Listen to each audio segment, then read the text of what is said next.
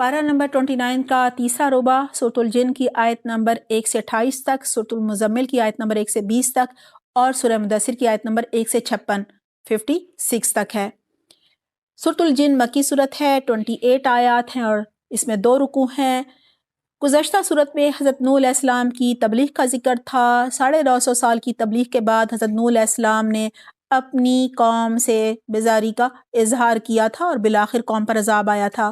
سورۃ الجن میں آپ صلی اللہ علیہ وسلم کے تبلیغی مراحل کی طرف اشارہ ہے۔ جب آپ صلی اللہ علیہ وسلم قیام مکہ کے زمانے میں طائف تبلیغ کے لیے تشریف لے گئے اور دل شکستہ واپس ہوئے، جب آپ مقام نخلہ پہنچے تو نماز فجر میں آپ صلی اللہ علیہ وسلم نے بلند آواز پہ قرآن کریم کی تلاوت فرمائی۔ اس وقت جنوں کا ایک گروہ ادھر سے گزرا اور اس نے ادب سے، غور سے، خاموشی سے یہ کلام سنا۔ نہ صرف یہ کہ وہ ایمان لے آیا بلکہ واپس جا کر مبلغ دین بن گیا۔ اسی مناسبت سے سورت کا نام جن ہے۔ اس سورت میں توحید اور آپ صلی اللہ علیہ وسلم کی عظمت کا ذکر ہے۔ بسم اللہ الرحمن الرحیم۔ قل اوحی الی انہ استمع نفر من الجن فقالوا انا سمعنا قرآنا عجبا۔ اے نبی کہو، میری طرف وحی بھیجی گئی ہے کہ جنوں کے ایک گروہ نے غور سے قرآن سنا، جا کر اپنے قوم کے لوگوں سے کہا، ہم نے ایک بڑا ہی عجیب قرآن سنا ہے جو راہ راست کی طرف رہنمائی کرتا ہے، اس لیے ہم اس پر دل سے ایمان لے آئے ہیں اور اب ہم ہرگز اپنے رب کے ساتھ کسی کو شریک نہیں کریں گے۔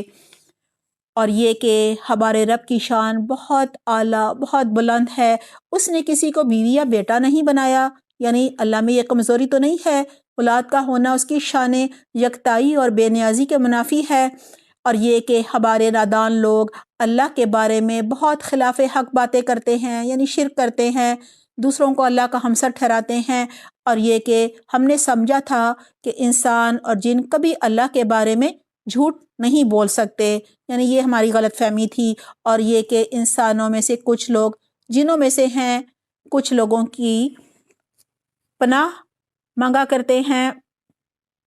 اس طرح انہوں نے جنوں کا غرور اور زیادہ بڑھا دیا ہے، یعنی کچھ لوگ جو ہیں وہ یہ سمجھتے تھے کہ جب وہ جنگلوں میں جائیں گے، بیابانوں میں جائیں گے تو خطرات سے بچنے کے لیے جنوں سے پناہ مانگیں گے، تو وہ ایسا ہی کیا کرتے تھے، ان کی طرف اشارہ ہے۔ اور یہ کہ انسانوں نے بھی وہی گمان کیا جیسا تمہارا گمان تھا کہ اللہ کسی کو رسول بنا کر نہیں بھیجے گا۔ اور یہ کہ ہم نے آسمان کو ٹٹولا تو دیکھا کہ وہ پہرے داروں سے پٹا پڑا ہے، یعنی شعلے ان پر داغے جاتے ہیں اور شعابوں کی یعنی ستاروں کی شعلوں کی طرح ان پر بارش ہو رہی ہے۔ وَأَنَّا كُنَّا نَقْعُدُ مِنْهَا مَقَاعِدَ لِلسَّمْعِ۔ اور یہ کہ پہلے ہم گن سن لینے کے لیے آسمان میں بیٹھنے کی جگہ پا لیتے تھے، مگر اب جو چوری چھپے سننے کی کوشش کرتا ہے وہ اپنے لیے ہاتھ میں ایک شہاب ثاقب لگا ہوا پاتا ہے، یعنی شعلہ اس پر جو ایک ستارہ ہے اس پر داغ دیا جاتا ہے شعلے کی طرح۔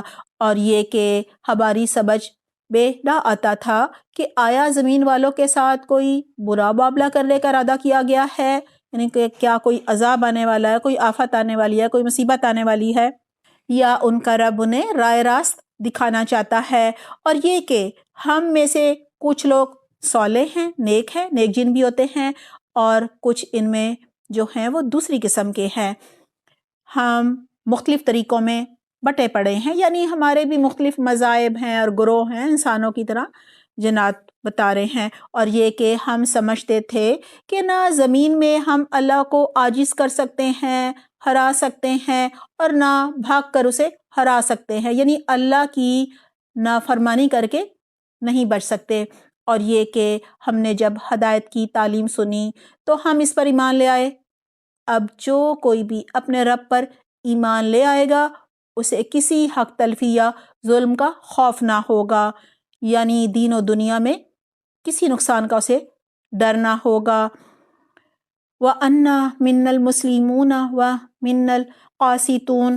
اور یہ کہ ہم میں سے کچھ مسلمان ہیں، یعنی اللہ کی اطاعت کرتے ہیں، اور کچھ جو ہیں وہ حق کے منحرف ہے، یعنی حق کا انکار کرتے ہیں، نافرمان ہیں، گناہ گار ہیں، تو جنہوں نے اسلام قبول کر لیا ہے، یعنی اطاعت کا راستہ اختیار کر لیا ہے، بھلائی کا ارادہ کر لیا ہے، انہوں نے نجات کی راہ ڈھونڈ لی ہے، اور جو حق سے منحرف ہیں وہ جہنم کا ایندھن بننے والے ہیں۔ اب حضرت محمد صلی اللہ علیہ وسلم سے کہا جا رہا ہے کہ آپ بھی مشرکین مکہ سے کہیے کہ تم جنات سے نصیحت پکڑو اور ایمان لے آؤ۔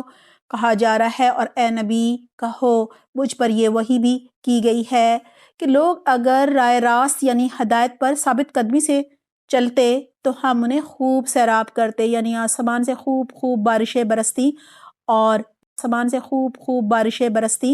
اور زمین خوب سونا اگلتی، تاکہ اس نعمت سے ان کی آزمائش کریں، اور جو اپنے رب کے ذکر سے منہ موڑے گا اس کا رب اسے سخت عذاب میں مبتلا کر دے گا۔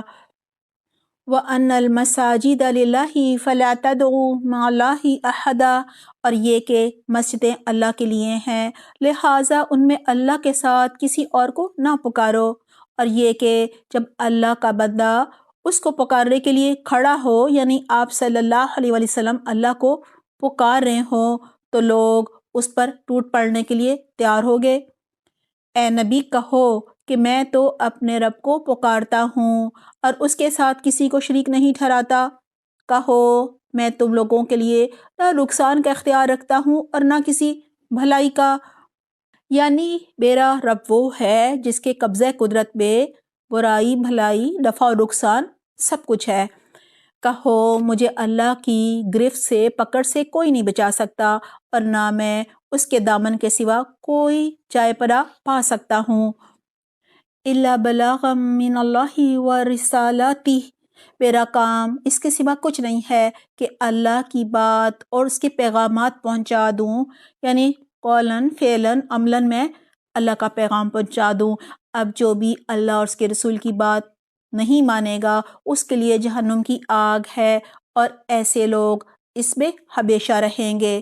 رسول اللہ صلی اللہ علیہ وسلم کی زبان سے کہلوا دیا ہے تاکہ لوگ آپ صلی اللہ علیہ وسلم کو اللہ کے ساتھ نہ ملا دیں۔ یہ لوگ اپنی اس روش سے باز نہ آئیں گے یہاں تک کہ جب اس چیز کو دیکھ لیں گے، یعنی عذاب کو یا قیامت کو، جس کا ان سے وعدہ کیا جا رہا ہے، تو انہیں معلوم ہو جائے گا کہ کس کے مددگار کمزور ہیں اور کس کا جتھا تعداد میں کم ہے، کیونکہ یہ جو قریش کے سردار تھے یہ مذاق اڑایا کرتے تھے مسلمانوں کو کہ اپنی مجلسیں دیکھو سب غربا بیٹھے ہوتے ہیں اور ہم سرداروں کی دیکھو کیا شان و شوکت ہوتی ہے، اور یہ اپنے نوکروں چاکروں اور اپنے جتھوں پر فخر کیا کرتے تھے۔ مشرکین مکہ کو ان کے سوال کا جواب دیا جا رہا ہے کہ قیامت کب آئے گی اور عذاب کب آئے گا۔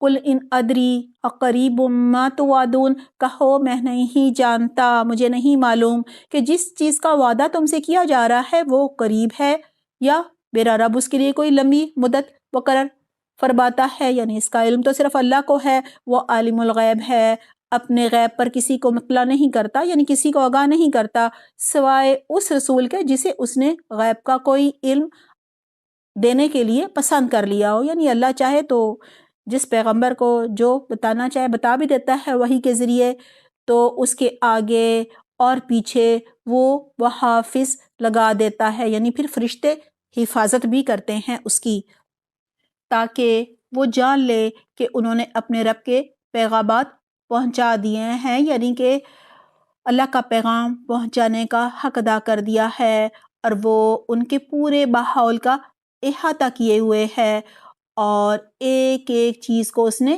گن رکھا ہے۔ سورۃ المزمل مکی صورت ہے، اس میں 20 آیات اور 2 رکوع ہیں۔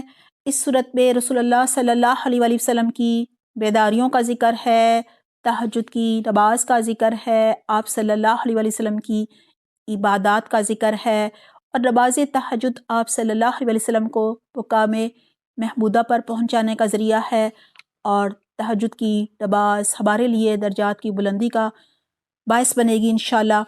بسم اللہ الرحمن الرحیم۔ یا ایھا المزمل قم اللیل الا قلیلا، اے اوڑھ لپیٹ کر سونے والے، رات کو نماز میں کھڑے رہا کرو. آپ صلی اللہ علیہ وسلم سے کہا جا رہا ہے مگر کم آدھی رات یا اس سے کچھ کم کر لو یا اس سے کچھ زیادہ بڑھا لو. یہاں قیام اللیل کا ذکر ہے، زیادہ تر کھڑے رہنے کا ذکر کیا جا رہا ہے، یعنی آدھی رات یا 1/3 حصہ. اور قرآن کو خوب ٹھہر ٹھہر کر پڑھو. ٹھہر ٹھہر کر پڑھنے کا مطلب ہے تجوید کے ساتھ وقوف، اعراب، مفہوم اور معنی سمجھ کر پڑھو. ہم تم پر ایک بھاری کلام نازل کرنے والے ہیں.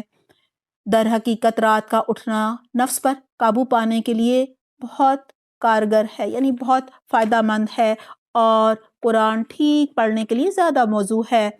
دن کے اوقات میں تو تمہارے لیے بہت مصروفیات ہیں، یعنی دن میں تو تبلیغ ہوتی ہے، پھر درس و تدریس کا سلسلہ چلتا ہے، نمازیں ہوتی ہیں. اس لیے کہا جا رہا ہے کہ رات میں اللہ سے لو لگاؤ، اپنے رب کے نام کا ذکر کیا کرو اور سب سے کٹ کر اسی کے ہو رہو. یعنی لوگوں کے ساتھ رہو لیکن قلبی دوستیاں، قلبی رشتے، توکل، بھروسہ، اعتماد صرف اللہ پر کرو. اور یہ صرف رات کو ہی ممکن ہے. وہ مشرق و مغرب کا مالک ہے، اس کے سوا کوئی اللہ نہیں ہے، لہٰذا اسی کو اپنا وکیل بنا لو. یعنی نفع نقصان کا مالک اسی کو سمجھو، اور جو باتیں لوگ بنا رہے ہیں ان پر صبر کرو اور شرافت کے ساتھ ان سے الگ ہو جاؤ. وَذَرْنِي وَالْمُكَذِّبِينَ أُولِي النِّعْمَةِ وَمَهِّلْهُمْ قَلِيلًا. ان جھٹلانے والے خوشحال لوگوں سے نمٹنے کا کام تو مجھ پر چھوڑ دو. اللہ تعالیٰ فرما رہے ہیں آپ صلی اللہ علیہ وسلم سے کہ یہ جو حق کو جھٹلا بھی رہے ہیں اور طرح طرح کی باتیں بنا رہے ہیں، آپ کی دل آزاری کر رہے ہیں، ان کا معاملہ مجھ پر چھوڑ دو، میں خود ان سے نمٹ لوں گا. اور انہیں ذرا کچھ دیر اسی حالت پر رہنے دو، یعنی انہیں ڈھیل دی جا رہی ہے. ابھی ہمارے پاس ان کے لیے بھاری بھیڑیاں ہیں، بیڑیاں بھی ہیں جو پاؤں میں ڈالتے ہیں، اور بھڑکتی ہوئی آگ اور حلق میں پھنسنے والا کھانا یعنی زرقوم اٹکنے والا اور دردناک عذاب. یہ اس دن ہوگا جب زمین اور پہاڑ لرز اٹھیں گے، یعنی قیامت کے دن، اور پہاڑوں کا حال ایسا ہو جائے گا جیسے ریت کے ڈھیر ہیں جو بکھرے جا رہے ہیں. اب اہل مکہ سے کہا جا رہا ہے اِنَّا أَرْسَلْنَا إِلَيْكُمْ رَسُولًا، تم لوگوں کے پاس ہم نے اسی طرح ایک رسول تم پر گواہ بنا کر بھیجا ہے، یعنی تم مشرکین مکہ کی طرف، اہل مکہ کی طرف، جس طرح ہم نے فرعون کی طرف ایک رسول بھیجا تھا. پھر دیکھ لو جب فرعون نے اس رسول کی بات نہ مانی، یعنی حضرت موسیٰ علیہ السلام کی ایمان نہ لایا، تو ہم نے اس کو بڑی سختی کے ساتھ پکڑ لیا. اگر تم ماننے سے انکار کرو گے تو اس دن کیسے بچ پاؤ گے جو بچوں کو بوڑھا کر دیتا ہے. یعنی عاد پر، سمود پر، قوم نوح پر، قوم لوط پر، قوم فرعون پر عذاب آئے، وہ نہیں بچ سکی تو تم کیسے بچو گے. یہ تو دنیا کی پکڑ ہے، اور آخرت کی پکڑ تو بہت ہی سخت ہے. اور جس دن کی سختی سے، یعنی دن کی سختی بتائی جا رہی ہے قیامت کے دن کی، آسمان اس دن پھٹا جا رہا ہوگا. اللہ کا وعدہ تو پورا ہو کر ہی رہنا ہے. یہ ایک نصیحت ہے. اب جس کا جی چاہے اپنے رب کی طرف جانے کا راستہ اختیار کر لے، یعنی ہدایت کے راستے پر چل پڑے. ان ربک یعلم انک تقوم ادنی، اے نبی تمہارا رب جانتا ہے کہ تم کبھی 2/3 رات کے قریب اور کبھی آدھی رات اور کبھی 1/3 رات عبادت میں کھڑے رہتے ہو، اور تمہارے ساتھیوں میں سے بھی ایک گروہ یہ عمل کرتا ہے، یعنی وہ بھی تہجد پڑھتا ہے. اللہ ہی رات اور دن کے اوقات کا حساب رکھتا ہے. اسے معلوم ہے کہ تم لوگ اوقات کا ٹھیک شمار نہیں کر سکتے. ظاہر ہے اس زمانے میں گھڑیاں تو نہیں تھی نا، لہٰذا اس نے تم پر مہربانی فرمائی ہے. اب جتنا قرآن آسانی سے پڑھ سکتے ہو پڑھ لو، یعنی اللہ نے نرمی کی ہے، یہ اللہ کی طرف سے شفقت تھی اللہ کی. اسے معلوم ہے کہ تم میں کچھ مریض ہوں گے، بیمار ہوں گے، کچھ دوسرے لوگ اللہ کے فضل کی تلاش میں سفر کرتے ہوں گی، یعنی رزق حلال کمانے کے لیے سفر میں ہوں گے، اور کچھ اور لوگ اللہ کی راہ میں جہاد کر رہے ہوں گے. بس جتنا قرآن بآسانی پڑھا جا سکتا ہے پڑھ لیا کرو. وَأَقِیمُوا الصَّلَاةَ وَآتُوا الزَّکَاةَ، اور نماز قائم کرو، زکوٰۃ دو، اور اللہ کو اچھا قرض دیتے رہو یعنی صدقات دیتے رہو. جو کچھ بھلائی تم اپنے لیے آگے بھیجو گے یعنی جو بھی نیک عمال کرو گے اسے اللہ کے ہاں موجود پاؤ گے یعنی آخرت میں اس کا بہترین اجر ملے گا. وہی زیادہ بہتر ہے جو اس کا اجر بہت بڑا ہے. وَاسْتَغْفِرُوا اللَّهَ إِنَّ اللَّهَ غَفُورٌ رَحِيمٌ. اللہ سے مغفرت مانگتے رہو، بے شک اللہ بڑا غفور رحیم ہے. کہا جا رہا ہے اخلاص کے ساتھ نماز قائم کرو، زکوٰۃ دو، اور اس کے ساتھ ساتھ جو بھی بھلائیاں تم کرو گے اس کا بہترین اجر پاؤ گے. دنیا میں بھی اللہ تعالیٰ خیر و برکت کا نزول فرمائے گا، تمہارے گناہ معاف فرما دے گا، اپنی رحمت سے نوازے گا، اور آخرت کا اجر تو بہت ہی بڑا ہے. سورۃ المدثر مکی صورت ہے، 56 آیات اور اس میں 2 رکوع ہیں. اس صورت میں حضرت محمد صلی اللہ علیہ وسلم کو مخاطب کر کے ہمیں تبلیغ کے آداب سکھائے جا رہے ہیں. بسم اللہ الرحمن الرحیم. یا ایھا المدثر قم فانذر وربک فکبر وثیابک فطہر.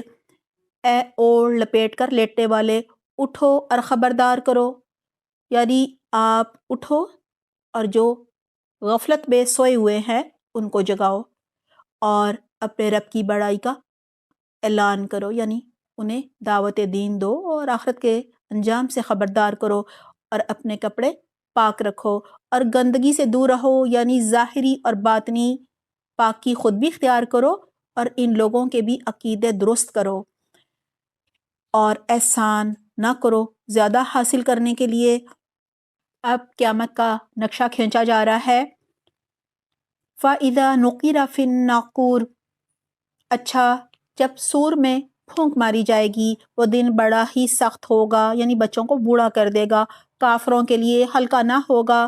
چھوڑ دو مجھے اور اس شخص کو جسے میں نے اکیلا پیدا کیا. ولید بن مغیرہ کا ذکر ہے، پہلے بھی آ چکا ہے. اللہ تعالیٰ کہہ رہے ہیں بہت سا سامان اس کو دیا، اس کے ساتھ حاضر رہنے والے بیٹے دیے، اور اس کے لیے ریاست کی راہ ہموار کی یعنی خوب خوب نعمتیں دیں، خوب خوب بستر بچھا کر دیا. پھر وہ طمع رکھتا ہے کہ میں اسے اور زیادہ دوں یعنی اس کی حرص اور لالچ ختم ہی نہیں ہو رہا. ہرگز نہیں، وہ ہماری آیات سے عناد رکھتا ہے. میں تو اسے عنقریب ایک کٹھن چڑھائی چڑھاؤں گا یعنی ایسا عذاب دوں گا جو بڑھتا ہی رہے گا، اوپر ہی چڑھتا رہے گا. اس نے سوچا اور کچھ بات بنانے کی کوشش کی تو اللہ کی بار اس پر کیسی بات بنانے کی کوشش کی. ہاں اللہ کی بار اس پر کیسی بات بنانے کی کوشش کی. پھر لوگوں کی طرف دیکھا، پھر پیشانی سکیڑی اور منہ بنایا، پھر پلٹا اور تکبر میں پڑ گیا.